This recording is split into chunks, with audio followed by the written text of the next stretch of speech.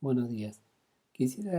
Mi nombre es Luis Espinosa y quisiera en esta oportunidad resumir el tema de la energía, el ambiente, el cobre y el carbón. Todo eso que he tocado en otras exposiciones.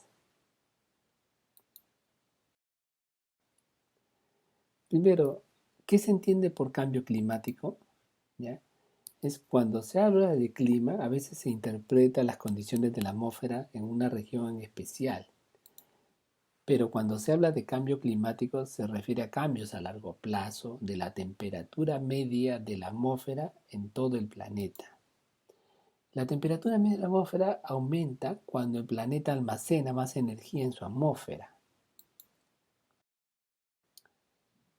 O sea, tal como lo he mostrado, el planeta recibe energía del Sol, procesa energía interna del interior de la Tierra y todo eso va a la atmósfera y según la temperatura de la atmósfera se emite energía al exterior.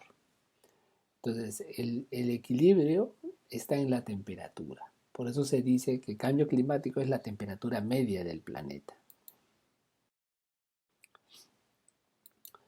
Va a haber cambios, ¿ya? Porque puede haber cambios en la energía que recibe el planeta, tanto por el cambio en la distancia con el Sol, que hay un periodo de oscilación de cada 100.000 años, y también cambios en la inclinación del planeta. Y también va a haber cambios por la emisión de energía, dado por el tema de la absorción de energía en el planeta y que está influenciado por los gases de efecto invernadero. Se le llama gases de efecto invernadero a aquellos gases como el metano, CO2, vapor de agua, que retienen más energía de onda corta, de onda larga, que es la onda que cuando uno emite energía. Entonces, esos son los gases de efecto invernadero. La atmósfera señalé que tiene una composición de 78% nitrógeno y 21% oxígeno. Entonces, el CO2 es un 0.04% o 400 partes por millón de volumen, lo que equivale a 830 petagramos de carbono. Peta es 10 a la 15, tal como se ve en el cuadrito abajito. En la era preindustrial, desde 1800, el CO2 era 0.028 o 280 partes por millón, lo que equivale a 580 petagramos. Y en 200 años, esto ha aumentado 120 partes por millón, lo que equivale a 250 petagramos de carbón. Entonces, el uso de los combustibles y la deforestación son las principales causas. Se tiene que desde la era industrial se ha agregado 475 petagramos y solo en el año 2019 los sectores energías agregan 9,9 petagramos de carbono. China ha emitido 3 petagramos de carbono, que es el 30% del total, y el Perú 0.044 o un 0.4% de ese total. La superficie terrestre es 511 millones de kilómetros cuadrados. 30% es tierra y 30% de la tierra son bosques. Y desde el año 1990 al 2020 se han perdido 177 millones de hectáreas o 4% de esos bosques. Y se ha emitido en esa situación 6 petagramos de carbono.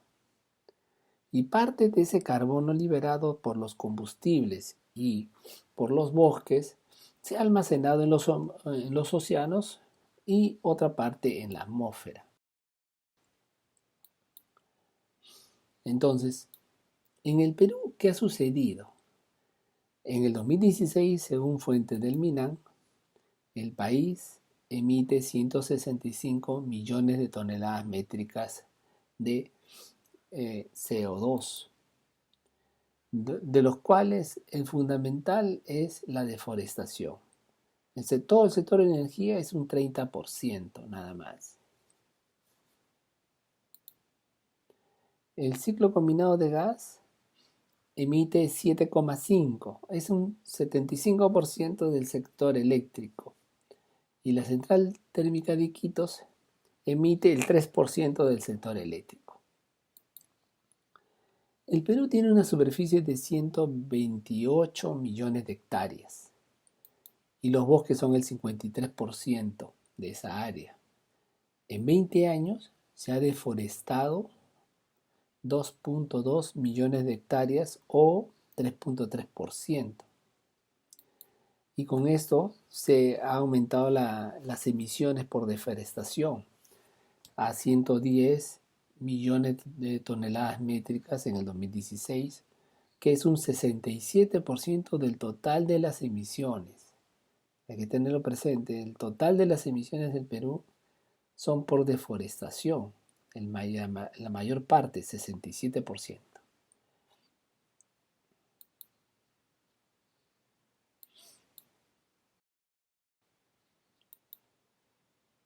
Entonces, en 20 años se han perdido 2,2 millones de hectáreas de bosques, tal como lo he mostrado en otra presentación, y ha representado la liberación de 1.600 millones de toneladas métricas de CO2 en esos 20 años. Esos 1.6 miles de millones de toneladas equivale a 0.5 petagramos, que es una cantidad importante. Y respecto a la relación comercial con China, el Perú produce 2,5 millones de toneladas métricas de cobre al año y normalmente es concentrado. China importa 21 al año de todo el mundo, ¿ya? Y el 83% de lo que importa es concentrado y solamente un 17% refinado. La energía necesaria para refinar el concentrado de cobre que exporta el Perú es de 0,25 hexayules y esto equivale a 185 millones de pies cúbicos de gas natural. Millones de pies cúbicos por día. Además, considerando que el Perú reinyecta gas natural porque no tiene demanda del orden de 300 millones de pies cúbicos por día. Entonces, China refina cobre con carbón porque es más barato que el gas natural. El gas natural cuesta en China como $9 y el carbón solo 3. El carbón produce más del doble de CO2 respecto al gas natural. Y si se refinara el cobre exportado por el Perú con gas natural, se ahorraría emisiones del orden de 5,5 millones de toneladas métricas de CO2. Es decir, el 50% de las emisiones del sector eléctrico. Entonces, si nos preocupa el ambiente, tenemos que saber que desde una óptica ambiental, lo importante no es reemplazar solo la generación térmica a gas natural por renovable, dado que el impacto eléctrico sería mínimo y además siempre se necesita un mix hidrotérmico por tema de seguridad y de economía. Lo importante es ver la economía como un todo y el ambiente también considerarlo. Si el Perú tiene gas natural barato que reinyecta y exporta concentrado de cobre, ¿ya?, el cual se refina en otros países con combustibles más dañinos para el ambiente como el carbón, entonces se puede construir plantas de refinación de cobre en el Perú que operen con gas natural, que ahorren emisiones de CO2 como 50% del sector eléctrico y que usaría gas natural que hoy día se reinyecta. Y se daría un mayor valor agregado al cobre exportado, con lo cual aumentaría el precio que se quedaría en el Perú, aumentaría la exportación de valor en el Perú, generando más fuente de trabajo para el Perú y más dólares en el Perú por este mayor precio de venta. Entonces, lo que importante es tener una visión holística, un todo. Ver el mundo, que lo importante son las emisiones de carbono, sea en el Perú, sea en China o en cualquier otro lugar. China tiene 3 petagramos, el 30% de las emisiones son hechas en China. Y el cobre es una cantidad pequeña, pero importante para nosotros, según nuestra magnitud. El cobre que el Perú exporta es 1,5 teragramos. Entonces, si el Perú, su emisión es 0,044 petagramos, o el 0,4 del mundo, la deforestación es lo importante, no la producción de electricidad, que solamente es el 7%. O sea, la deforestación es 10 veces siempre el sector eléctrico. Entonces, ¿qué sería como estrategia? Recuperar áreas deforestadas, ¿ya? Para hacer más eficiente la reducción de emisiones. Y si se puede en esas áreas producir energía, sería mucho mejor, tanto para Iquitos como para Ucayalis, que produzcan energía de los árboles. Entonces, esa producción de electricidad que hoy es 11 o 0,003 petagramos, es eso, el ahorro de emisiones con el cobre.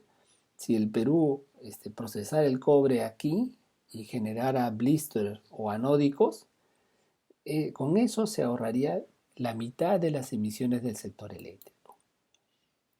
Entonces, el mensaje es ese. O sea, el tema de reducción de emisiones no es un tema puntual de un sector, sino integrar toda la economía y buscar dónde es más eficiente que el sector energía se aproveche el gas natural para reducir emisiones en algo que exportamos y que luego en otro país lo va a tener que procesar con combustible más cochino. Ese es el mensaje. Muchas gracias.